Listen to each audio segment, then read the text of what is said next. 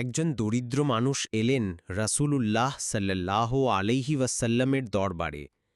নরম কণ্ঠে বললেন, ইয়া রাসূলাল্লাহ, এমন কিছু বলুন যা করলে আমি জান্নাতে যেতে পারি।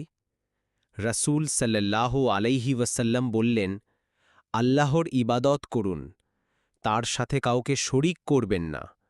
নামাজ কায়েম করুন, যাকাত দিন, আর আত্মীয়তার সম্পর্ক বজায় রাখুন। সহিহ বুখারী। লোকটি চুপচাপ ফিরে গেলেন। রাসূল সাল্লাল্লাহু আলাইহি ওয়াসাল্লাম বললেন, যদি তিনি এগুলো মানেন তাহলে নিশ্চয়ই জান্নাতে যাবেন। বন্ধুরা, শুধু নামাজ রোজা নয়, আত্মীয়তার সম্পর্ক ইসলামে অনেক বড় আমল। তুচ্ছ কারণে যদি কারোর সঙ্গে আপনার সম্পর্ক খারাপ হয়ে থাকে, তবে মাফ চেয়ে সম্পর্ক জোড়া লাগান। যে আত্মীয়তার সম্পর্ক বজায় রাখে, আল্লাহ তার রিজিক বাড়িয়ে দেন। সহিহ বুখারী।